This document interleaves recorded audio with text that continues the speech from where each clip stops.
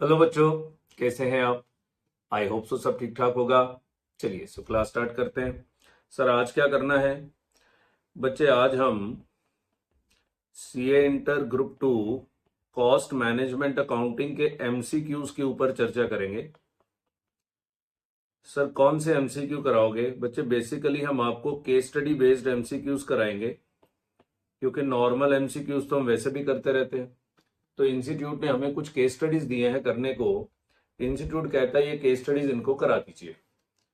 सो जितने भी case studies institute ने दिए हैं वो सारे हम करेंगे। आपके आरटीपी एमटीपी प्लस उन्होंने ऑनलाइन अपनी वेबसाइट पे भी एक दो केसेस डाले हैं, वो सारे हमने इस बुक के अंदर डाल दिए हैं। एंड बिलीव मी बच्चे, केस कुछ नहीं है, आपके नॉर्मल सवाल हैं, उसी के नीचे 5 क्वेश्चंस डाल दिए जाते हैं बस। मैं सब बैचेस में एक ही बात बोल रहा हूँ, आपको भी बोलूंगा कि केस से कोई डरने वाली चीज नहीं है। रादर आपका पेपर आसान हो जाएगा कि आपको फॉर्मेट बना बना के आंसर नहीं करना पड़ेगा। आपको जस्ट एक रफ में कैलकुलेशन करके जैसे मैं आपके साथ सॉल्व करूंगा ये केसेस, सो आपको भी समझ में आ जाएगा कि पेपर में कैसे करने की जरूरत है।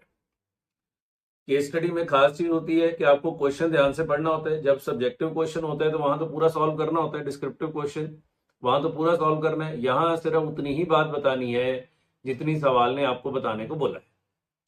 सो केस स्टडीज में केस भी ध्यान से पढ़ना है और उसके नीचे के क्वेश्चंस को भी ध्यान से पढ़ना है। बट बिलीव मी, इंस्टीट्यूट ने जो केस कॉस्ट मैनेजमेंट के पेपर में डाले हैं ना, वो जबरदस्त है। मतलब केस क्या है, क्वेश्चंस है।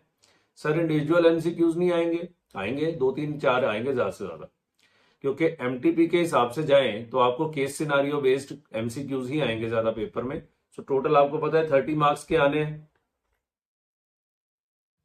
सो 30 मार्क्स में से लगा लो, अगर 5 7 नंबर के इंडिविजुअल एमसीक्यूज आ जाए और बाकी आपको क्या आ जाए, केस सिनारियो आ जाए, बाकी पक्का कुछ नहीं होता जी। ये तो डालने वाले की मर्जी है, इंस्टीट्यूट की मर्जी है। हम कहाँ से हिंट ले रहे हैं? हम तो उनके एमसीक्यूज जो एमटीपी इन्होंने दिए हैं वहां से हिंट ले रहे हैं कि हाँ ऐसा होना चाहिए। बाकी ऐसा होगा कि नहीं होगा तो नॉर्मल आ जाए ना। इंडिविजुअल एमसीक्यूज भी तो आसान ही है, उसमें क्या दिक्कत है? सो एमसीक्यूज कुछ नहीं होते, सिर्फ क्वेश्चन को ध्यान से पढ़िए और रादर आंसर क्योंकि नीचे दिया होता है तो थोड़ा इजी काम हो जाता है। सर थ्योरी है एमसीक्यूज में बहुत ही कम, बहुत ही कम। आपको पता है कॉस्ट अकाउंटिंग में थ्योरी भी आती है, बहुत ही कम। ज्यादातर क्वेश्चंस जो है वो प्रैक्टिकल बेस्ड क्वेश्चंस हैं, क्योंकि थ्योरी आती जरूर है। पहला चैप्टर थ्योरी का है और मटेरियल से थ्योरी आती है, ये 2 चैप्टर्स कंफर्म होते हैं, थ्योरी में आते ही आते हैं। बाकी तो थ्योरी को इतनी ज्यादा नहीं होती, बट इसमें मुझे एक आधा क्वेश्चन ही थ्योरी का दिखा है। बाकी सारे बच्चे प्रैक्टिकल क्वेश्चंस हैं। जितने हमने क्लासेस में किए हैं वही कॉन्सेप्ट इन केस स्टडीज के अंदर पूछे गए हैं। बट बिलीव मी, इंस्टीट्यूट ने बड़े चुन चुन के सवाल डाले हैं केस स्टडीज में। सर मुश्किल है? मुश्किल कुछ नहीं होता बच्चे, अच्छे सवाल डाले हैं। अब पता नहीं है पेपर में कैसे आएंगे, हमने सारे किए हुए हैं, हाँ किए हुए हैं। सो कॉन्सेप्ट सारे किए होते हैं, क्वेश्चन तो इधर उधर से आएगा ही आएगा। चलिए आइए पहला केस स्टार्ट करते हैं। केस स्टडी 1 आरटीपी मे 24 में पूछा है and this is the best case I have seen. बहुत बढ़िया सवाल है। सर कौन से टॉपिक पे है? मटेरियल कॉस्टिंग पे। सर कॉस्टिंग में एक केस में 2 2 चैप्टर मिक्स होके आए हैं? नहीं, मुझे तो किसी केस में नहीं दिखा। हर एक केस एक चैप्टर के एक टॉपिक के ऊपर है। जैसे ये केस में EOQ, maximum level, minimum level, relevant cost, ये सब मांगा गया है। जबरदस्त सवाल है, बहुत ही जबरदस्त सवाल है। केस बोलना तो गलत है बच्चे, ये सवाल है। बस उसके नीचे 5 क्या डाल दिए जाते हैं, क्वेश्चंस डाल दिए जाते हैं। सर कोई नया पॉइंट है? जी हाँ। सो ध्यान से इस केस को मेरे साथ करिएगा, आराम से करेंगे। मैंने अभी तक सीए फाइनल के भी केस स्टडीज करा दिए, इंटर के भी करा दिए। सबसे बेस्ट केस स्टडीज ये लगे हैं मुझे कॉस्ट के, और दूसरे नंबर पे एफएम के। बाकी केसेस में कोई इतनी दिक्कत नहीं थी, बट जो कॉस्ट के केसेस डाले हैं जबरदस्त वाले हैं, और जो एफएम के केस डाले हैं जबरदस्त वाले हैं। तो एफएम के भी हमने कराए हुए हैं, हमारी साइट पे चैनल पे पड़े हुए हैं, ठीक है। सो आइए स्टार्ट करते हैं। मटेरियल के ऊपर ये सवाल है, बड़े ध्यान से डाटा को रीड करने की कोशिश करते हैं। पढ़िए जी। The purchase committee of a limited has been interested to review the material procurement policy of the company. तो परचेज कमेटी को बोला गया है कि जो भी आपकी मटेरियल खरीदने की पॉलिसी है उसको रिव्यू करिए। The chief marketing manager has appraised the committee that the company at present produces a single product X by using two raw material A and B in the ratio of 3:2। तो बच्चे final product किसका कौन सा बनाते हैं? X बनाते हैं। दो रॉ मटेरियल यूज करते हैं X में, A और B, in the ratio of क्या? 3:2। सो आपको पता है जो EOQ निकलता है वो तो मटेरियल का निकलता है, रॉ मटेरियल का निकलता है।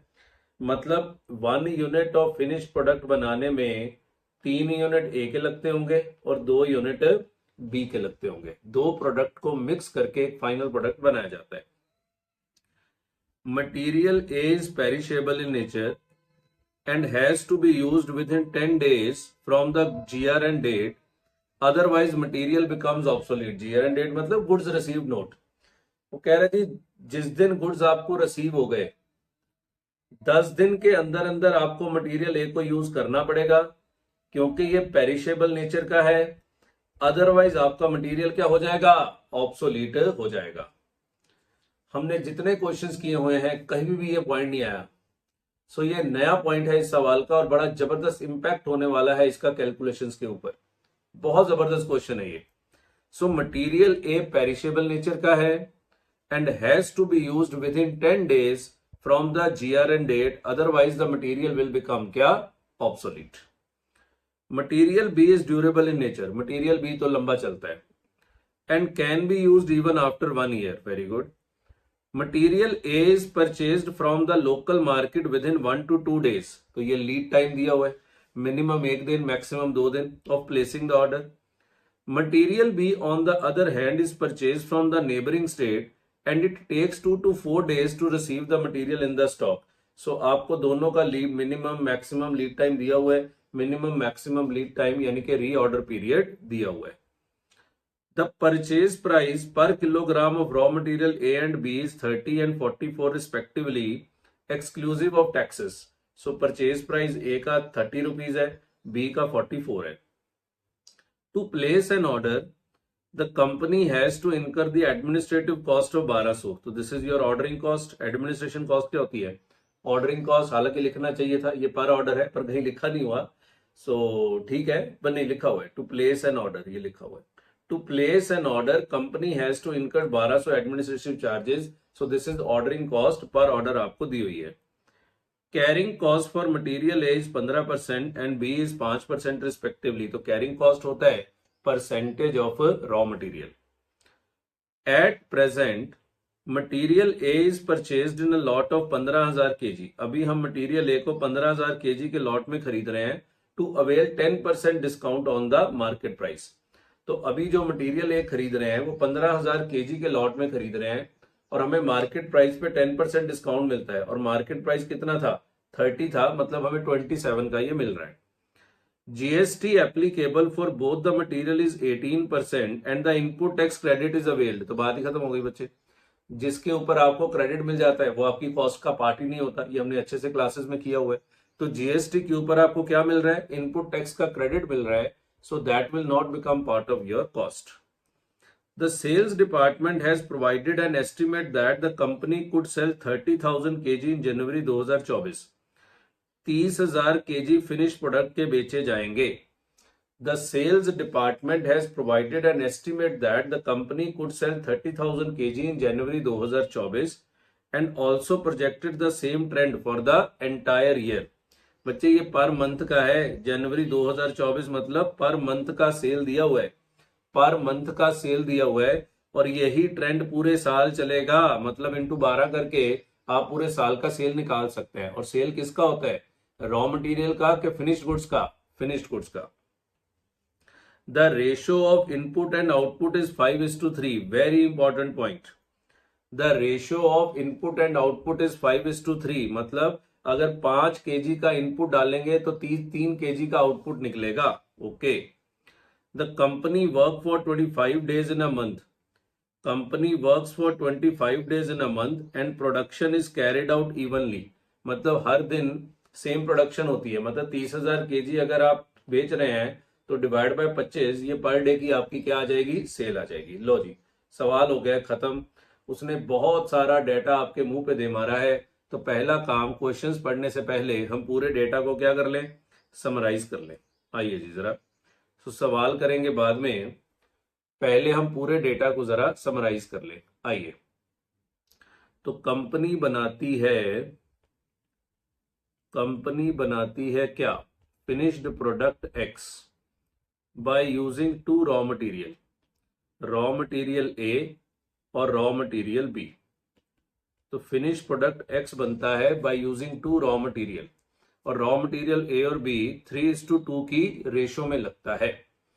ओके, मटेरियल ए पेरिशेबल है तो ये लिखने की जरूरत नहीं है, 10 दिन के अंदर अंदर यूज करना जरूरी है। दोनों का लीड टाइम दिया हुआ है। मटेरियल ए का लीड टाइम है 1 to 2 डेज, 1 to 2 डेज, और मटेरियल बी का लीड टाइम है 2 to 4 डेज। तो दोनों का लीड टाइम सवाल में दिया हुआ है। परचेज प्राइस भी दिया हुआ है। तो परचेज प्राइस कितना है, ₹30 पर केजी, और इसका कितना है 44 पर केजी। तो परचेज प्राइस भी दिया हुआ है। फिर एक ऑर्डरिंग कॉस्ट है, वो यहां लिख देते हैं। ऑर्डरिंग कॉस्ट है 1200 रुपए पर ऑर्डर। उसके बाद कैरिंग कॉस्ट दी हुई है। कैरिंग कॉस्ट ए की है 15% और बी की कितनी है 5%। तो कैरिंग कॉस्ट भी दी हुई है। एट प्रेजेंट ए को हम खरीद रहे हैं 15,000 केजी में, तो ए का हमारा ऑर्डर साइज है 15,000 केजी, जहां पे हमें डिस्काउंट मिल रहा है कितना 10%। तो 30 का 10% करेंगे तो 27, 10% माइनस करेंगे तो 27 रुपए के रेट पे हमें ये मिल रहा है। आगे जीएसटी तो लेने की जरूरत ही नहीं है, उस पर तो इनपुट टैक्स क्रेडिट मिल जाएगा। सेल्स डिपार्टमेंट कहता है कि फिनिश प्रोडक्ट के 30,000 यूनिट्स पर मंथ हम लोग सेल करेंगे। तो आपकी सेल कितनी है 30,000 यूनिट्स पर मंथ, और सारे साल का यही ट्रेंड है। इनपुट आउटपुट रेशो है 5:3। तो इनपुट आउटपुट रेशो है कितनी 5:3। देखो अभी तो मैं डाटा ही लिख रहा हूं, फिर जैसा सवाल आएगा सवाल पढ़ के आंसर कर लेंगे। 25 दिन महीने में काम करता है और production is carried out evenly through out the year. चलिए जी, तो काफी सारी नई बातें दिखी हैं सवाल में। आइए देखते हैं क्या मांगा है। The following queries oblique calculations to be kept ready for purchase committee reference. कह रहा जी ये कैलकुलेशन रेडी रखिए जरा। पहला, for the month of January 2024 what would be the quantity of material to be requisite for both material A and B। पर month जनवरी 2024 के लिए बताइए मटेरियल कितना चाहिए। The quantity of material to be requisite for both material A and B, मतलब A और B का कितना क्वांटिटी ऑफ मटेरियल हमें चाहिए। बच्चे देखो, ध्यान से देखो, आप बजट भी बनाए हैं, है ना। तो बजट में मटेरियल कंजम्पशन बजट मांगा है उसने। मटेरियल कंजम्पशन बजट मांगा है कि कितना मटेरियल कंज्यूम करना है। तो उसके लिए हमें देखना पड़ता है फिनिश गुड्स के कितने यूनिट बनाने हैं। तो कितने यूनिट बनाने हैं 30,000 यूनिट्स बनाने हैं। तो 30,000 यूनिट्स बनाने के लिए हमें इनपुट कितना करना पड़ेगा इंटू 5/3 यानी कि 50,000। भाई 30,000 फिनिश करने हैं ना, पर इनपुट आउटपुट रेशियो तो 5:3 है। मतलब 5 का इनपुट डालूंगा तो 3 का आउटपुट निकलेगा। तो 30,000 के आउटपुट के लिए 50,000 इनपुट चाहिए। तो 50,000 आपका टोटल इनपुट आ गया, और ये 50,000 इनपुट 3:2 की रेशो में लगेगा। तो 30,000 ए का मटेरियल लगेगा और 20,000 बी का मटेरियल लगेगा। क्लियर है। सो सवाल कह रहा था कि बताओ कितना मटेरियल हमें चाहिए। तो सिंपल है, इधर देखो यहीं पे सॉल्व करूंगा। तो आपको फिनिश्ड गुड्स बनाने हैं 30,000, इनपुट आउटपुट रेशो 3:5 है, हम इसको 5/3 कर दें तो आपको 50,000 यूनिट्स का इनपुट डालना पड़ेगा। 50,000 केजी का, केजी समझ लो यूनिट्स रहने दो, 50,000 केजी का इनपुट डालना पड़ेगा। अब इसमें से ए कितना डलेगा, ए और बी डलेगा इन द रेशियो ऑफ 3:2। तो 50,000 इंटू 3/5, ए का चाहिए 30,000 केजी और बी का चाहिए 20,000 केजी। तो क्या आंसर बनेगा ये वाला 30,000 केजी एंड 20,000 केजी। देखो मर्जी से कोई आंसर नहीं करना है, आपको खोज के जो सवाल ने मांगा है। ये नहीं कि मैं तो इसका ईओक्यू निकाल दूंगा, निकाल ही जाओ। हो सकता है उसने ईओक्यू मांगा ही ना हो। तो एमसीक्यूज में मेन चीज का यही ध्यान रखना है कि जो मांगा गया है आपको उसी कंसेप्ट पे आंसर करना है, फालतू इधर उधर का आपने कोई भी आंसर नहीं करना है। दूसरा क्या मांगा है, the economic order quantity for both material A and B. तो ईओक्यू का क्या फॉर्मूला होता है, 2AO डिवाइड बाय सी, इसका अंडर रूट। ए क्या होता है, एनुअल रिक्वायरमेंट, किसका, मटेरियल का एनुअल रिक्वायरमेंट। हाँ जी, तो ए की बात करते हैं, 2 इंटू, बताओ ए का एनुअल रिक्वायरमेंट कितना है, मंथली रिक्वायरमेंट बच्चे 30,000 केजी आया था, मंथली रिक्वायरमेंट 30,000 केजी आया था, तो एनुअल रिक्वायरमेंट कितना हो गया, 30,000 इंटू 12। ऑर्डरिंग कॉस्ट कितनी है, 1200। और कैरिंग कॉस्ट कितनी है, कैरिंग कॉस्ट हमने लिखी थी यहाँ, कैरिंग कॉस्ट है 15%, किसका, 27 का। तो 27 का 15%, नहीं 27 का कि 30 का, एक सेकेंड, परचेज प्राइस 30 है, अभी हम 27 पे खरीद रहे हैं। अब पता नहीं इसने कौन से मांगा है, इकोनॉमिक और अच्छा ईओक्यू मांगा है ना, तो फिर हम डिस्काउंट थोड़ा लेंगे, फिर तो हम 30 लेंगे। भाई डिस्काउंट तो तब मिलेगा जब आप ईओक्यू का ऑर्डर नहीं दोगे, अभी तो हम ईओक्यू का ऑर्डर देंगे ना, तो 30 का 15%, तो अभी तो डिस्काउंट का कोई मुद्दा ही नहीं है।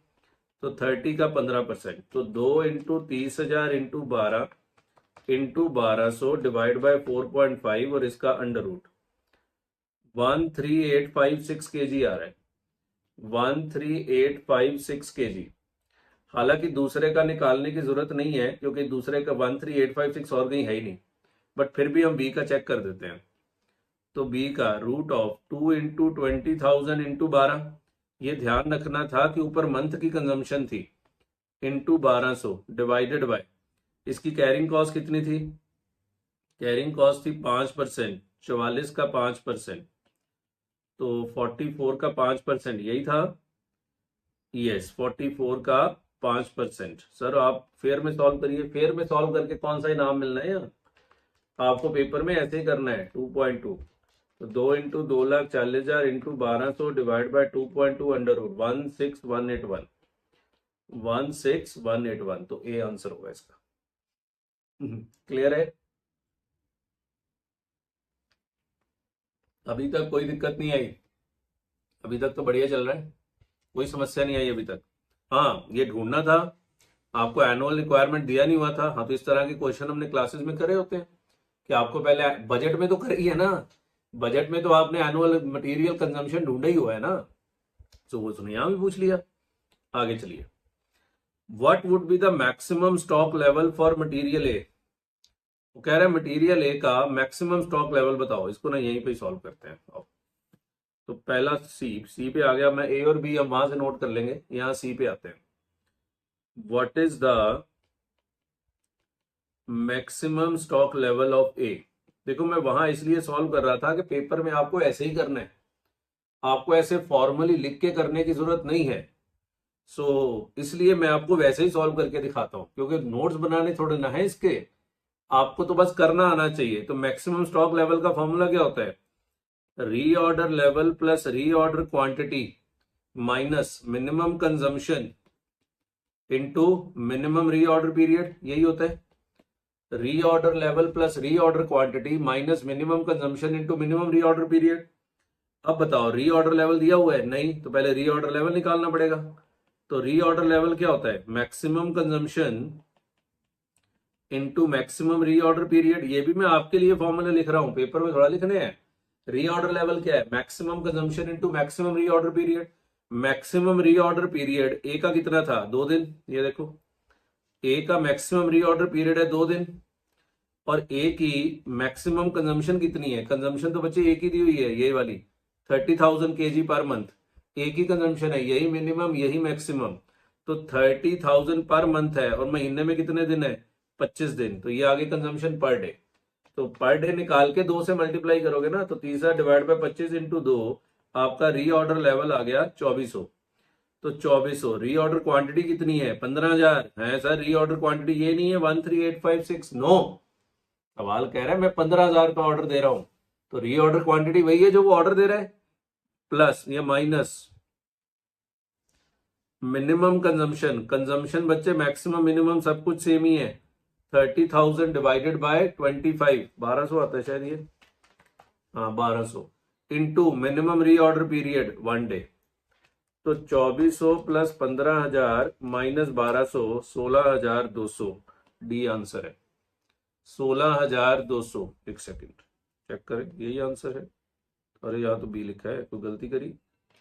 2400 प्लस 15,000 माइनस 1200, 16,200 ही आ रहा है, ये क्या हुआ? 2400 प्लस 15,000 माइनस 1200 ही है ना, 30,000 divided by 25, minimum consumption into minimum reorder period था 1 दिन का, तो 30,000 डिवाइड बाय 25 कितना है? 1200 ही है, तो फिर नीचे 12,000 क्यों दिया हुआ है?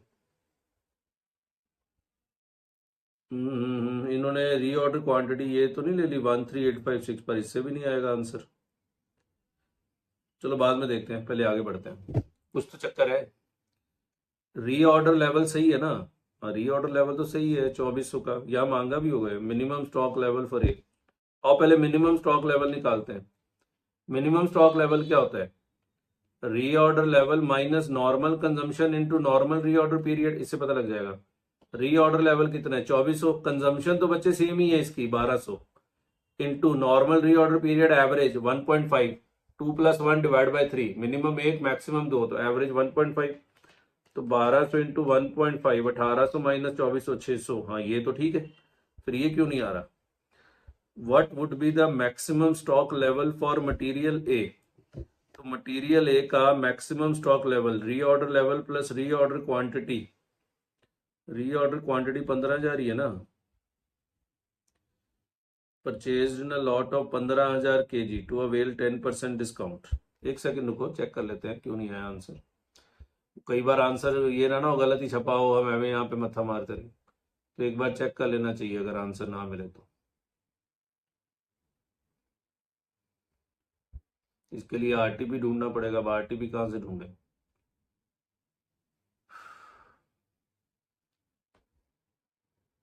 सर छोड़ो, हो सकता है आंसर ही गलत हो। नहीं नहीं, ऐसे कैसे, आंसर नहीं गलत होना चाहिए। देखते हैं अगर हमें आरटीपी मिल जाए तो। वो ये है। आइए जी बच्चे, देखो चाहे आंसर गलत है या जो भी गलत है, इन्होंने सोल्यूशन तो किया ही होगा ना। सो थर्ड पार्ट का आंसर ढूंढना है हमें।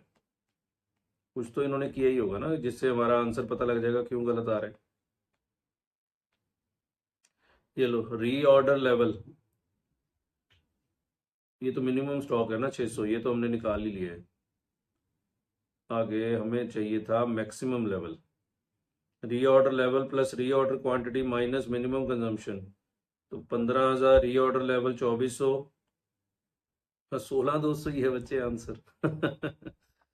कौन सा ऑप्शन आंसर है? बी ऑप्शन ही आंसर है। अच्छा, ओहो, ठीक है, ठीक, पता लग गया मुझे क्या दिक्कत आई। बच्चे ध्यान से सुनो, एक पॉइंट मैं भूल गया था। ये 16,200 आ रहा है ना?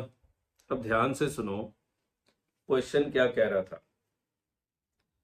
सवाल कहता था कि ये जो मटेरियल है ना, ये पेरिशेबल नेचर का है, और आप किसी भी हालत में 10 दिन से ज्यादा ये मटेरियल रख नहीं सकते, क्योंकि अगर आप 10 दिन से ज्यादा रखेंगे तो ये मटेरियल क्या हो जाएगा? खराब हो जाएगा। तो क्योंकि मटेरियल पेरिशेबल नेचर का है, तो आपको इसको भी तो ध्यान में रख के ही मैक्सिमम लेवल बनाएंगे। हवा में तो बना नहीं सकते आप भाई। आप मैक्सिमम लेवल क्या होता है कि मैक्सिमम आपको कितना स्टॉक रखना है, ठीक है? मैक्सिमम आपको कितना स्टॉक रखना है। अब फॉर्मूले से आ रहा है कि मैक्सिमम 16,200 रखना है। ओके, कंजम्पशन पर डे कितनी है? नॉर्मल, मैक्सिमम, मिनिमम, एक ही कंजम्पशन दी हुई है। 30,000 डिवाइडेड बाय 25, ये मैं आराम से करूंगा क्योंकि नया पॉइंट है। जहां नया पॉइंट नहीं होगा वहां मैं तेज हो जाऊंगा। 30,000 डिवाइड बाय 25, 1200। 10 दिन का स्टॉक अगर हम रखते हैं तो वो 12,000 kg आता है। अगर हम 10 दिन का स्टॉक रखते हैं तो वो 12,000 kg आता है, जबकि फॉर्मूले के अकॉर्डिंगली 16,200 है। तो कोई बेवकूफी 16,200 का मैक्सिमम स्टॉक रखेगा? क्योंकि 16,200 कंज्यूम करने में 10 दिन से ज्यादा लग जाएंगे, और 10 दिन बाद तो ये मटेरियल खत्म हो जाता है। क्योंकि यहां लिखा था, इधर देखो, material is perishable is nature and has to be used within 10 days from receive, otherwise material become obsolete. मैंने बोला था ना इसका बड़ा जबरदस्त इंपैक्ट होगा, करते टाइम मेरे फिर ध्यान में नहीं रहा। तो 16,200 है फॉर्मूले के अकॉर्डिंगली, बट समझदारी कहती है दिमाग खराब है, मैक्सिमम स्टॉक तो 12,000 केजी ही आएगा। सर मान लो सर फॉर्मूले से आंसर आता 9,000, सर फिर क्या करते? फिर आंसर 9,000 ही होता, क्योंकि 12,000 तो मैक्सिमम रखना है कि आप इससे ऊपर किसी हालत में नहीं जाएंगे। पर अगर फॉर्मूला कह रहा है कि 9,000 रखना है तो फिर हम 9 ही रखेंगे। बट अगर फॉर्मूला कह रहा है कि 12 से ऊपर, तो फिर मेरे कॉमन सेंस तो काम कर रही है ना, कि 1200 क्वांटिटी डेली की कंज्यूम करनी है, 10 दिन में 12,000, तो 16,200 रख के बाकी मटेरियल खराब करवाना है। सो इसलिए जो आंसर होगा वो 12,000 केजी ही होगा। बच्चे इसका लिख लीजिएगा लॉजिक, जो मैंने अभी बोला है कि क्यों 12,000 केजी आंसर होगा। So please write down the logic of it, कि इसके लॉजिक को प्रॉपरली लिख दीजिएगा कि क्यों ये आंसर 12,000 केजी ही होगा। क्लियर हो गई बात? समझ आ गया बच्चे? लास्ट वाले में एक तो मिनिमम होता है ना, तो मिनिमम में तो ये पंगा नहीं है, मैक्सिमम में पंगा है कि मैक्सिमम कितना स्टॉक रखना है। तो मैं कभी भी नहीं चाहूंगा कि मेरा स्टॉक खराब हो। सो यही नया पॉइंट था इस क्वेश्चन का, कि जहां पेरिशेबल नेचर का मटेरियल उसने दे दिया था। क्लियर? अब आइए चौथा पार्ट देखिए, कैलकुलेट सेविंग्स और loss in purchase of material A if purchased order quantity equal to EOQ. अभी वो ऑर्डर दे रहा है 15,000 का, वो कह रहा है अगर आप ईओक्यू का ऑर्डर दें 13,856 का, तो बताओ आपकी सेविंग्स होती है कि आपका एक्स्ट्रा खर्चा लगता है। यहां पे परचेज प्राइस 27 है, 10% डिस्काउंट, यहां पे परचेज प्राइस 30 है। तो आपको पता है दोनों लेवल पे जाके क्या निकालनी पड़ेगी? टोटल कॉस्ट निकालनी पड़ेगी। बट ध्यान रखना, अगर आपने 15,000 का ऑर्डर दे दिया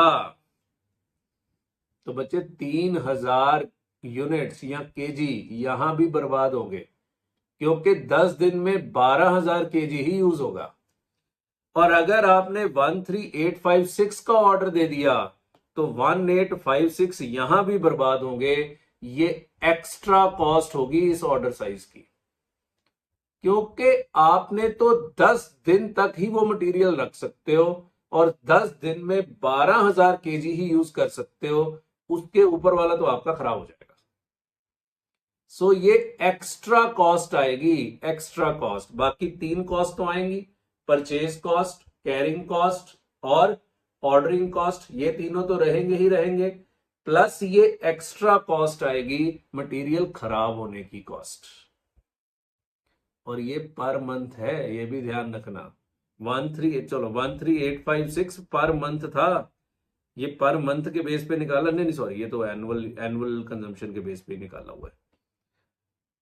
क्लियर हो गया? समझ आ गई बात? तो ये ध्यान रखिएगा कि यहां भी अब एक पंगा है छोटा सा। तो आइए इसको सॉल्व करते हैं। इसको ना बच्चे ध्यान से समझिएगा, बड़ा एक जबरदस्त पॉइंट इसमें आएगा। आपने ये टोटल कॉस्ट बहुत सारे क्वेश्चंस में हमारे साथ निकाली है, पर यहां पेरिशेबल नेचर के कारण कुछ समस्या होने वाली है। तो 2 ऑर्डर साइजेस दिए हैं, एक है 15,000 केजी का और दूसरा है 13,856 केजी का। तो सबसे पहले परचेज कॉस्ट,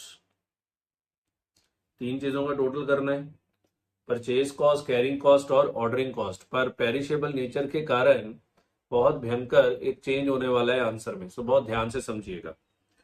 सो आपको 30,000 मंगवाने हैं पर मंथ इंटू 12, 3,60,000 मंगवाने हैं और 15,000 पे आपको रेट लगेगा 27। सो 3,60,000 इंटू 27 तो 97,20,000। पर अगर आप ईओक्यू का ऑर्डर देते हैं तो 30, सो 3,60,000 इंटू 30 108 लाख, 3,60,000 इंटू 30 108 लाख। अब ये ध्यान से सुनना, ऑर्डरिंग कॉस्ट नॉर्मली आप कैसे करते हैं? आप करते हैं ये कि सर 3,60,000 मंगवाने हैं, 15,000 का ऑर्डर साइज है और ऑर्डरिंग कॉस्ट 1,200 है। यही करते हैं बच्चे। जैसे ही आपने इस सवाल में ये किया, ये गलत हो जाएगा, ये गलत हो जाएगा। क्यों सर? ऑर्डर साइज तो 15,000 का ही है। बच्चे खुद सोचो, क्वेश्चन कहता था ये पेरिशेबल मटेरियल है और 10 दिन बाद ये मटेरियल स्वाहा हो जाएगा, मतलब खत्म हो जाएगा, है ना? यही लिखा था सवाल में। तो आपने 15,000 मंगवा तो लिए, पर 10 दिन में आप यूज कितने कर पाएंगे? 12,000। बाकी 3,000 आपके खत्म हो जाएंगे।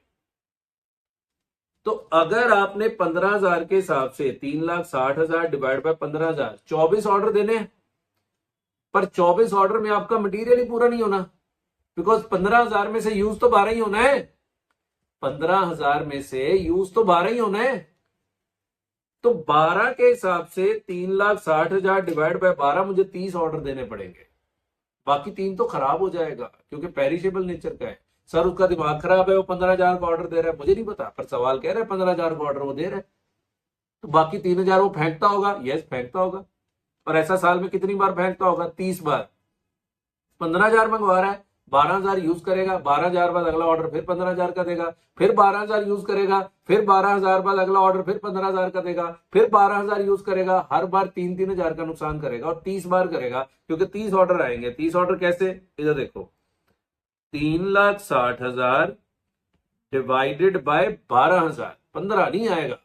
15 पे तो 24 ऑर्डर है और यूज कर होना है 12,000, तो 12 इंटू 24, 12,000 इंटू 24, 2,88,000 केजी खरीदा, जबकि चाहिए तो 3,60,000 केजी। तो डिवाइड 12,000 से ही होगा, इंटू 1,200। सर फिर ये तो गड़बड़ हो गया, ये तो दूसरी साइड भी गलत हो गया। मैंने कहा बिल्कुल ठीक। जब आप ईओक्यू का ऑर्डर देंगे तब भी बच्चे 12,000 से डिवाइड होगा। कारण 13,856 का ऑर्डर साइज रख दो, 12,000 यूज करो, 1856 फेंक दो, मतलब 12,000 बाद दोबारा मंगवाओ। तो ना चाहते हुए भी उसको 30 ऑर्डर पास करने ही पड़ेंगे, उसको 30 ऑर्डर्स प्लेस करने ही पड़ेंगे। ये आते हैं कितने order? 30 order into 1,200, 30 order into 1,200। ये बहुत जबरदस्त पॉइंट है, बहुत जबरदस्त पॉइंट है। ये नहीं था किसी क्वेश्चन में, ये नया पॉइंट था सवाल में। सो बहुत ही बढ़िया पॉइंट दिया है सवाल ने जी।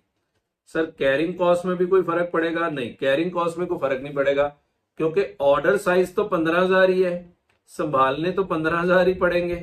पर अब कैरिंग कॉस्ट 27 का 15% होगी, तो 7,500 इंटू 27 इंटू 15%।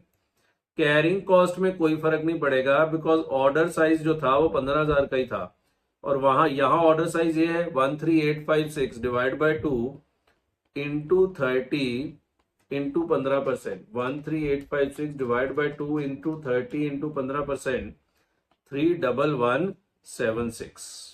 सर ये नीचे नोट लिखवा देना। लिखवा दूंगा, लिखवा दूंगा। क्लियर हो गई बात? समझ आ गया? मैंने बोला था ना बहुत जबरदस्त क्वेश्चन है ये। अब बच्चे एक नुकसान उसका और होगा, loss due to obsolescence.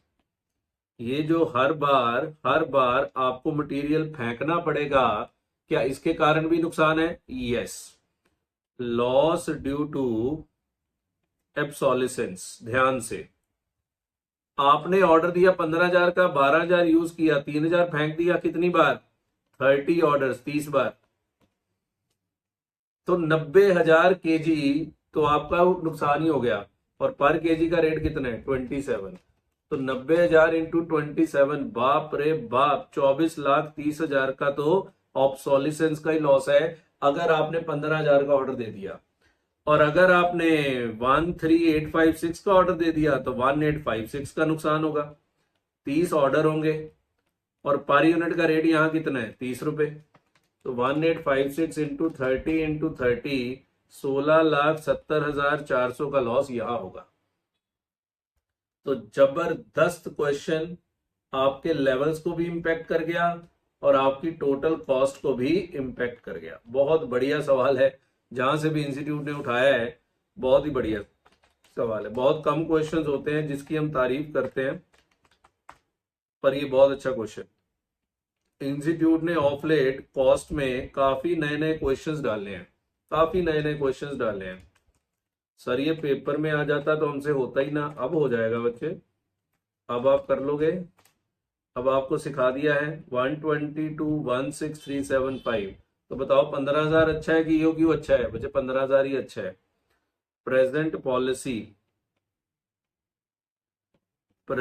Policy of order size of 15,000 kg is best. So आज आपका जो ऑर्डर साइज है, ये ना आप हिंदी में ही लिख लो कि यहाँ हमने 12,000 से क्यों डिफाइन किया। मैं अंग्रेजी में लिखूंगा तो आपको समझ नहीं आएगा, तो हिंदी में लिखो। मैं बोलता हूँ हिंदी में लिखो, 15,000 का ऑर्डर देंगे पर यूज तो 12,000 ही करेंगे। 15,000 का ऑर्डर देंगे, यूज 12,000 करेंगे, क्योंकि 3,000 तो खराब हो जाएगा। ऐसे लिखना है, 15,000 का ऑर्डर देंगे, यूज 12,000 करेंगे, क्योंकि 3,000 खराब हो जाएगा। मतलब अगला ऑर्डर हमें ना चाहते हुए भी, मतलब अगला ऑर्डर हमें ना चाहते हुए भी 12,000 kg के बाद देना ही पड़ेगा। अगला ऑर्डर हमें ना चाहते हुए भी 12,000 kg के बाद देना ही पड़ेगा। Hence order size is 12,000 kg. Hence order size is क्या? 12,000 kg। क्लियर है? मांगा क्या था सवाल ने? मैं तो देखा ही नहीं। ओहो, ये बार बार आरटी भी खुल रहा है। कह रहा था सेविंग बताओ। अच्छा, दोनों का डिफरेंस विल बी सेविंग ना। क्या हो रहा है? दोनों का डिफरेंस आपकी सेविंग होगी ना।